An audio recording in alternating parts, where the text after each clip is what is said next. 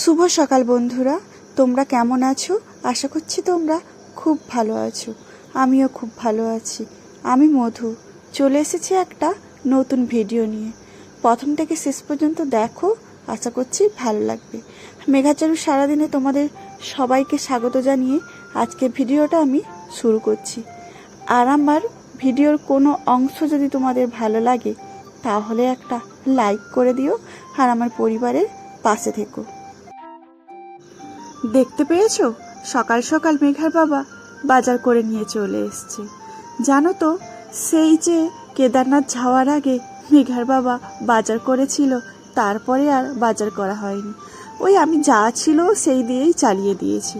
আর মাঝে মাঝে কয়েকটা কোঅপারেটিভের যে জিনিস লাগে সেই সবই টুকটাক কিনেছি, কিন্তু সবজি বাজার একেবারেই করা হয়নি। আর মেঘার বাবা আসার পরে ওই ডিমের ঝোল এইসবই হয়েছে, আর সেরকম কিছু সবজি রান্না করিনি। একেবারে শুক্রবারেই বাজার করব ভেবেছি। তো মেঘার বাবা বলেছে শুক্রবারে হাটে একদম ফ্রেশ সবজি কিনবো। আর আমাদের ভেতরের যদি সবজি কিনি না, খুব একটা ভালো থাকি না, সেই জন্য আর সবজি না কিছুই কেনা হয়নি। আর চারু তো বলছে বাবা একটু মাংস করো মাংস করো। আজকে তো একটু অফ ডেও ছিল, সেই জন্য তাই বলছি একটু চিকেন নিয়ে আসবে আর চিকেনটা করবে। তো মেঘার বাবাই কিন্তু চিকেনটা করছে। আর সাথে জানো তো সুজনি শাক এনেছে। সুজনি শাকটা মেঘার বাবাই কিন্তু রান্না করেছে। আজকে আমার রান্নার দিক থেকে একেবারেই ছাড়, শুধুমাত্র মশলাটুকুই করে দিয়েছি। আর রান্না বান্না পুরোটাই কিন্তু মেঘার বাবাই দেখে নিয়েছে। জানো তো 15 দিন মাংস খাইনি, আর ওই পরপর 5টা দিন নিরামিষ খেয়েছি।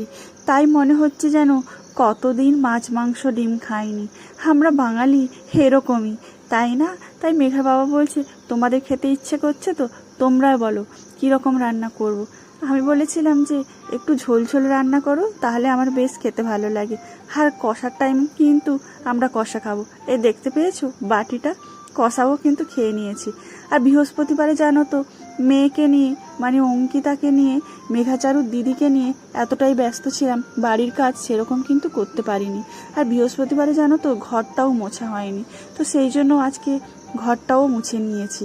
আর এই যে খেলনা ঘরটা কিনেছে সব খাটের উপরে তুলে দিয়েছি, আর কাছাকাছিও মোটামুটি হয়ে গেছে। আর আমাদের মোটামুটি জামা কাপড় রোজ তো কাচা হয়, আর এই সব যে আজকে কাচা হয়েছে। মেঘার বাবা যেইটুকু হচ্ছে যে কেদারনাথ যাওয়ার জন্য লেগেছিল সেইটুকুই কাচা হয়েছে, আর বেশি কিছু কাচা হয়নি। ব্যালকনিটা জল দিয়ে ধোয়ানো হয়েছে, দেখতে পেয়েছো তো একটুও জল যায় না। কত চেষ্টা করি যে ঝাড়ু দিয়ে জলটা বের করার, না আমার দিকেই জলটা জমা হয়, সেই জন্য খুব একটা জল দিতে পারি না, মুছে দিই। আর মুছলে না সব নোংরা যায় না, জল দিয়ে ধোয়ালে যতটা নোংরা যায়। আর এদিকে দেখো ওর জেম্মা কলা দিয়ে গেছে। কলাগুলো দেখেছো খোসা ছাড়িয়েছে। কেন ছাড়িয়েছে বলো তো? ওরা না অনেকবার কলা দিয়েছে, কিন্তু আমাদের খাওয়া হয়নি, একদম কালো হয়ে নষ্ট হয়ে যায়। তারপরে হচ্ছে যে ওই বড়া ভাজা করি, সেই জন্য দেখতে পেয়েছো খোসা ছাড়িয়ে দিয়েছে, যে খোসা ছাড়ালে তোমরা সাথে সাথে খেয়ে নেবে। আর এই যে বিকেলে চলে এসছে আমাদের মজার খাবার, এটা কিন্তু সবাই খেতে ভালো লাগে। আর এই বছরে আমাদের কালো জামটা কিন্তু প্রথম খাওয়া।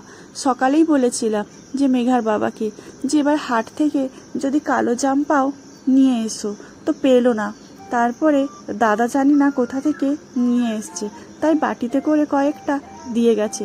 যেহেতু মেঘাচারু খেতে খুব পছন্দ করে জেম্মার মন, তো সেই জন্য হচ্ছে দেখো বাটিতে করে দিয়ে গেছে।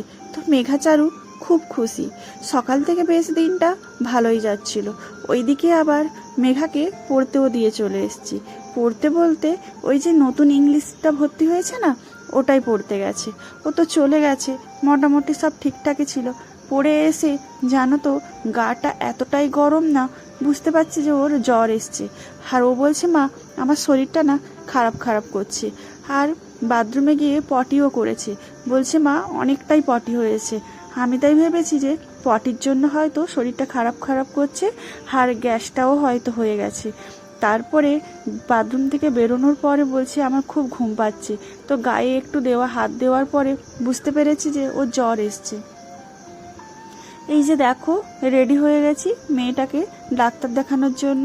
তো ডাক্তারটা দেখানোর পরে এসে ভেবেছি যে ওষুধ খাওয়ালে সব ঠিক হয়ে যাবে।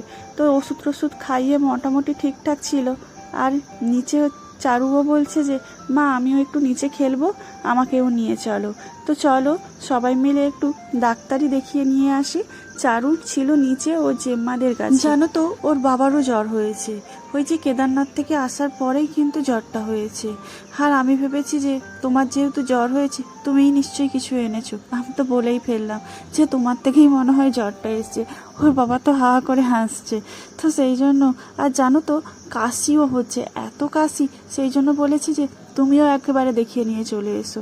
তো দেখিয়ে নিয়ে আসার পরে মেঘাকে ওষুধ খাওয়ানোর পরে ও তো বেশ একটু খেলাটেলাও করেছে, বেশ ভালোই ছিল, সুস্থই ছিল। রাতের আবার একটু জ্বর এসেছিল। তো রাতে খাওয়া দাওয়ার পরে আর আমি ওকে ওষুধও খাইয়েছি। আর রাতে খাওয়ার দাওয়ার সেরকম আমি কিছু করিনি। সকালের একটু ভাত মুড়ি আর চিকেন ছিল, একটু চপ এনে এগুলোই হচ্ছে যে খাওয়া দাওয়া করে নিয়েছি। জানো তো ভেবেছিলাম রুটি করব, কিন্তু রুটি একদম করতে পারলাম না। তারপরে 9:30টার দিকে দেখেছি যে চারুরও শরীরটা খুব খারাপ করছে, ঘ্যানে করছে আর আমাকে শুধু জড়াচ্ছে। সেই জন্য ওর বাবাকে ফোন করেছি যে আজকে মনে হয় আর রুটি করা হবে না। ওর বাবা বলেছে ঠিক আছে, এবার ভাত মুড়ি এইসব দিয়েই আমরা সব আজকে রাতটা খেয়ে নেব। তো চারুর জানো তো আবার রাতে খুব জ্বর এসছে। ও বলছে কিছুতেই ওষুধ খাবে না, জানো তো বলছে ওষুধ খাবো না মা, আমার এমনিই ঠিক হয়ে যাবে। কারণ দিদির ওষুধটাও এনেছি, তো ওটাই খেয়ে নে। জ্বরের সিরাপ আর কি দিয়েছিল মেঘাকে খাইয়েছি, কিন্তু হচ্ছে চারুকে জানো তো খাওয়াইনি, শুধু জ্বরের সিরাপটাই খাইয়েছি। দেখো এইটা সকালবেলা ওদের ডাকছি যে চল এবারে ওঠ,